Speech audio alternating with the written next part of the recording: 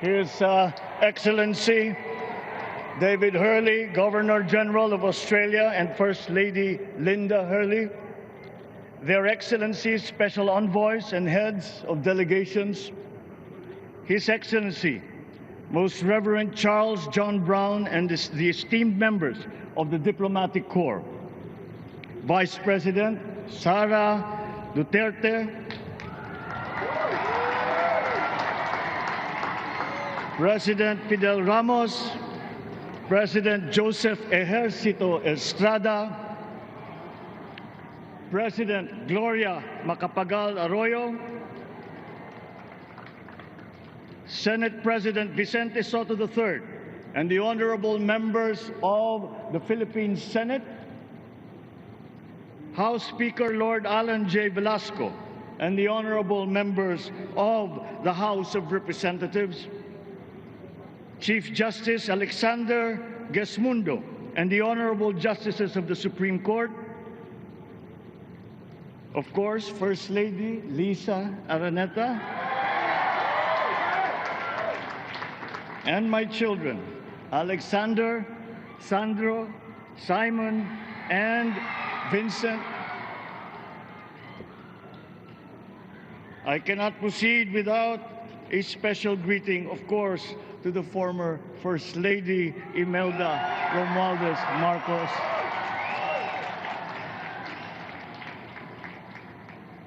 Other distinguished guests, ladies and gentlemen, my friends, ang aking minamahal na mga kababayan, magandang tanghali po sa inyong lahat. This is a historic moment for us all. I feel it deep within me.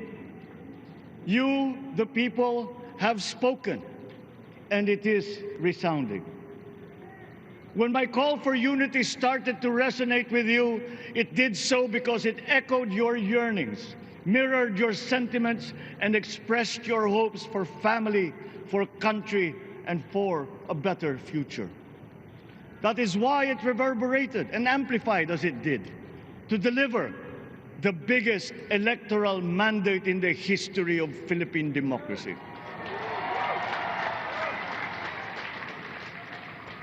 By your vote, you rejected the politics of division. I offended none of my rivals in this campaign. I listened instead to what they were saying. And I saw little incompatibility with my own ideas about jobs, fair wages, personal safety, and national strength, and ending want in a land of plenty. I believe that if we but focus on the work at hand and the work that will come to hand, we will go very far under my watch. You believe that too. At pinakinggan ko ang tinig ninyo na ang sinisigaw ay pagkakaisa, pagkakaisa, pagkakaisa. We will go farther together than against each other, pushing forward, not pulling each other back, out of fear, out of a misplaced sense of weakness. But we are the furthest from weak. The Filipino diaspora flourishes even in the most inhospitable climes, where they are valued for their quality. The changes we seek will benefit all and will shortchange no one. I was not the instrument of change. You were that. You made it happen. I am now. You picked me to be your servant, to enable changes to benefit all. I fully understand the gravity of the responsibility that you've put on my shoulders. I do not take it lightly, but I am ready for the task. I will need your help. I want to rely on it. But rest assured, I do not predicate success on the wide cooperation that's needed. I will get it done. I once knew a man who saw what little had been achieved since independence. in a land of people with the greatest potential for achievement. And yet, they were poor. But he got it done, sometimes with the needed support, sometimes without. So will it be with his son. You will get no excuses from me.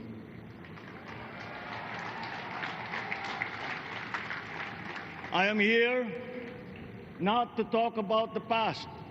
I am here to tell you about our future. A future of sufficiency, even plenty, of readily available ways and means to get done what needs doing, by you, by me. We do not look back, but ahead, up the road that we must take to a place better than the one we lost in the pandemic. Gains made and lost, opportunities missed, well-laid plans superseded by the pandemic. Indeed, ours was the fastest growing economy in ASEAN by ways now outdated. We shall be again by a radical change in the way the world must now work to recover what we have lost in that fire and move on from there. We face prospects of the spread of the war abroad, of which we are totally blameless. We seek friendship with all.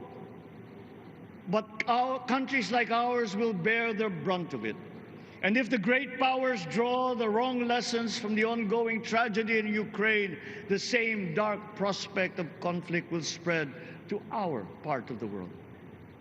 Yet, there is more out there.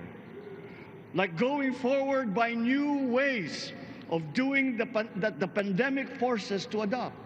A stronger resilience, quicker adaptability. They are our best prevention. They are our best protection. Quiet reflection in a rough and tumble campaign of a breadth and intensity never experienced revealed some of them, such as the willingness to listen despite the noise, the hesitation to quarrel over differences, and to never, ever give up hope of reconciliation. These gave me the peace to ponder deeper.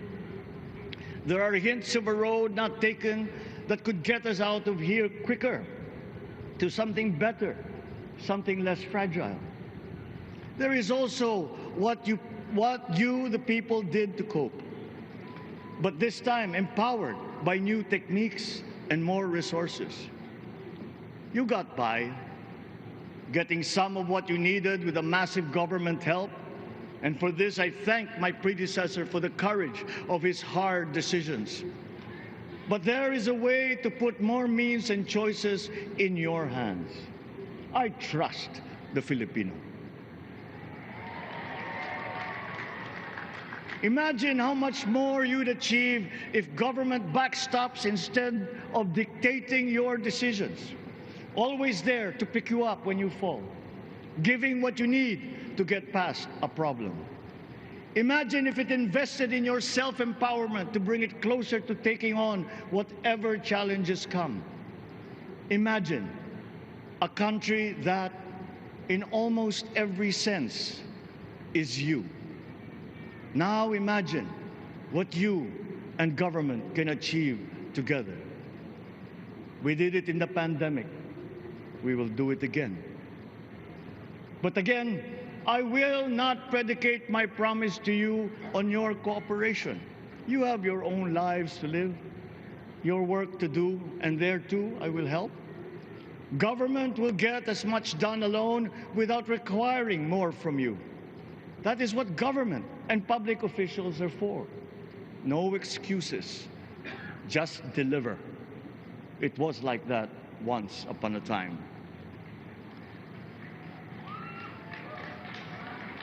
I did not talk much in this campaign. I did not bother to think of rebutting my rivals. Instead, I searched for promising approaches better than the usual solutions. I listened to you. I did not lecture you who has the biggest stake in our success. And the forthcoming State of the Nation will tell you exactly how we shall get this done. In this fresh chapter of our history, I extend my hand to all Filipinos. Come, let us put our shoulders to the wheel and give that wheel a faster turn to repair and to rebuild and to address challenges in new ways, to provide what all Filipinos need, to be all that we can. We are here to repair a house divided, to make it whole, and to stand strong again in the bayanihan way, expressive of our nature as Filipinos. We shall seek, not scorn, dialogue. Listen respectfully to contrary views. Be open to suggestions coming from hard thinking and unsparing judgment. But always from us, Filipinos. We can trust no one else when it comes to what is best for us. Past history has often proven that. Solutions from outside divided us. None deepened our understanding. They were always at our expense. Never forget, we are Filipinos. One nation, one republic, indivisible. We resisted and never failed to defeat foreign attempts to break up our country in my father's watch. His strongest critics have conceded that. So let us all be part of the solution that we choose. In that lies the power to get it done. Always be open to differing views, but ever united in our chosen goal. Never hesitating to change it, should it prove wanting. That is how agile, resilient republics are made. Our future we decide today. Yesterday cannot make that decision anymore, nor can tomorrow delay it. The sooner we start, the surer and quicker the prospect of achieving our future. These are troubling times. What's happening to others can happen to us, but it will not. We see what's happening. We are witness to how it is being stopped, and we have seen the glory that crowns struggle against all odds. Giving up is not an option. We've been through times of bitter division, but united, we came through to this when it shall begin again, but better. The campaigns I've run have taken me here where I stand today.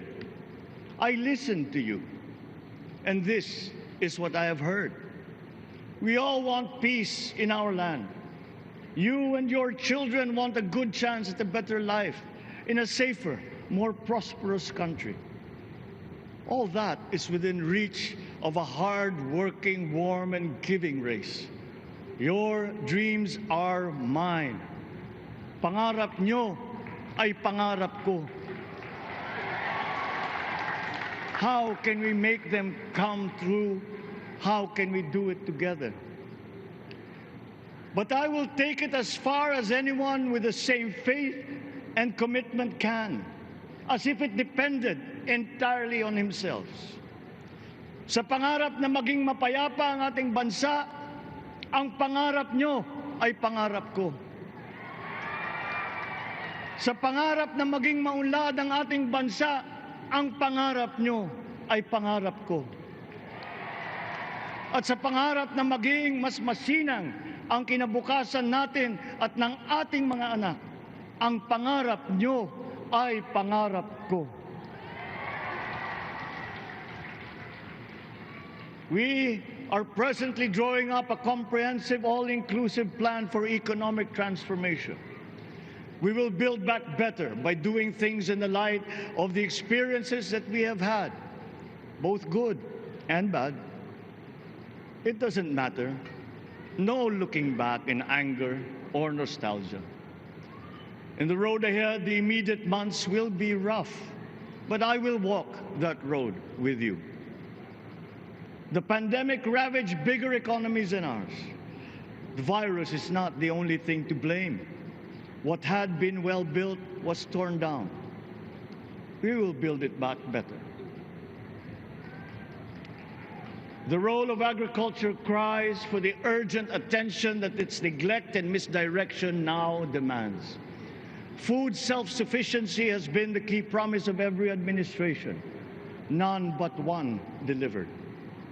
There were inherent defects in the old ways and in recent ways too. The trade policy of competitive advantage made the case that when it comes to food sufficiency, a country should not produce but import what other countries make more of and sell cheapest. Then came Ukraine. The most vulnerable when it comes to food are the countries furthest away from the conflict, those bearing no blame for provoking it. Yet they face the biggest risk of starvation. If financial aid is poured into them, though it never is, there is nothing to buy. Food is not just a trade commodity. Without it, people weaken and die. Societies come apart. It is more than a livelihood. It is an existential imperative and a moral one. An agriculture damaged and diminished by unfair competition will have a harder time or will have no prospects at all of recovering. Food sufficiency must get the preferential treatment the richest free trade countries always gave their agricultural sectors. Their policy boils down to don't do as we do. Do what we tell you to. I am giving that policy the most serious thought if it doesn't change or make more allowances for emergencies with long-term effects. There is a parallel problem in our energy supply. Sufficient fossil fuel-free technology for whole economies has yet to be invented. And it is not seriously tried by rich countries. Again, consider the response of the richest countries to the war in Ukraine. But surely, a free world awash with oil can assure supplies. Or we will find a way. We are not far from oil and gas reserves that have already been developed.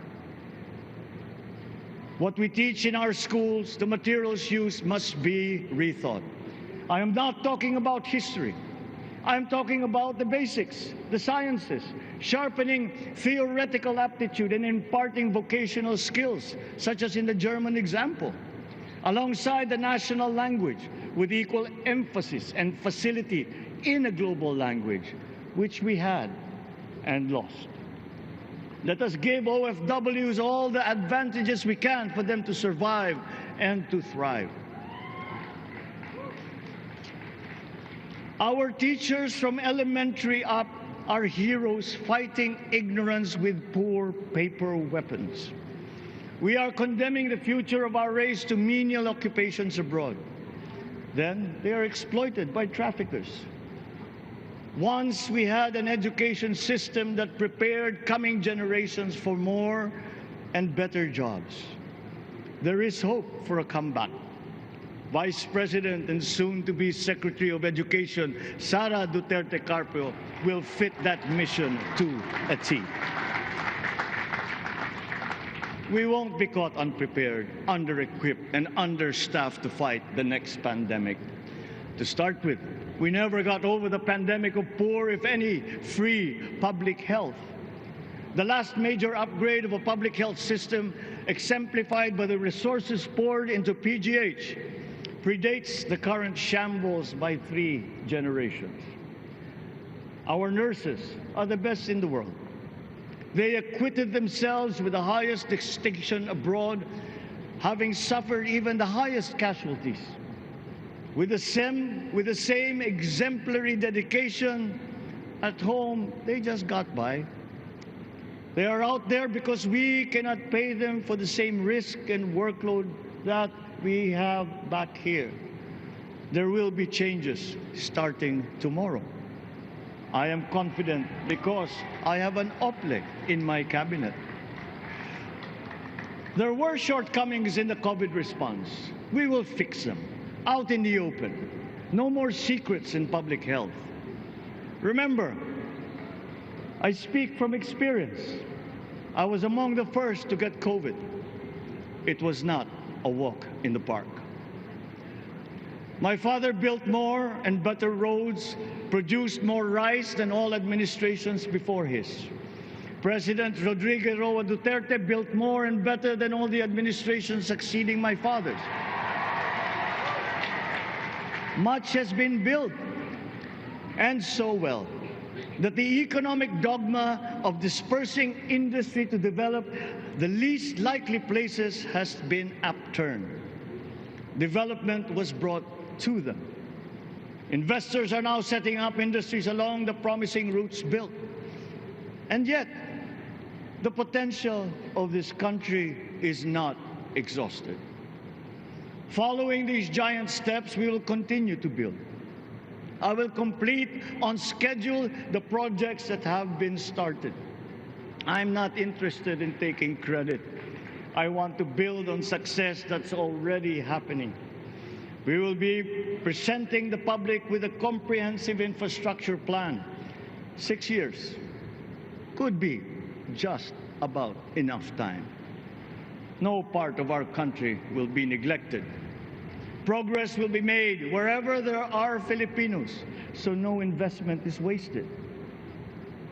The recovery of Philippine tourism, with its emphasis on accessing nature's beauty, I am sure will exceed expectations. And bigger is not always better, but there's something to be said for economies of scale. And yet the country invites investments in fast-rising industries with quick returns and inflicts irreparable damage for future generations. We have yet to see large-scale practical solutions to pollution, though some are beginning to emerge. But there are tried and proven new ways of mitigation. Blades have been turning over the sand dunes of Ilocos Norte, harnessing a power all around, but unseen, long before this day. I built them. The rich world talks a great deal, but does a lot less about it than those with much less, but who suffer more death and destruction from climate change and lack of adaptation. We will look to our partners and friends to help the Philippines, who, despite having a very small carbon footprint, is at the highest risk. First, spare victims, then help them recover, and move on to lessen the harmful impact of climate change. We too have our part to play. We are the third biggest plastics polluter in the world, but we won't shirk from that responsibility. We will clean up. You will not be disappointed, so do not be afraid. With every difficult decision that I must make, I will keep foremost in my heart and in my mind the debt of gratitude I owe you for the honor and responsibility that you have conferred on me. Whatever is in a person to make changes for the better of others, I lay before you now in my commitment. I will try to spare you. You have your other responsibilities to carry. But I will not spare myself from shedding the last bead of sweat or giving the last ounce of courage and sacrifice. And if you ask me why I am so confident of the future, I will answer you simply that I have 110 million reasons to start with. Such is my faith in the Filipino.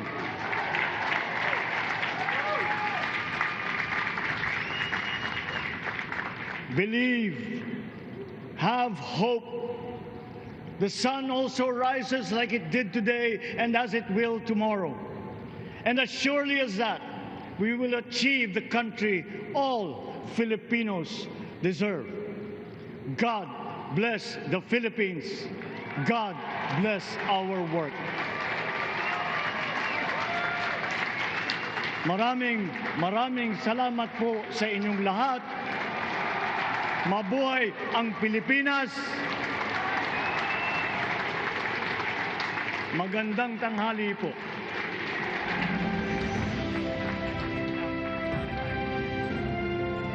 Excellencies, ladies and gentlemen, the President of the Republic of the Philippines, President Ferdinand Romualdez Marcos Jr.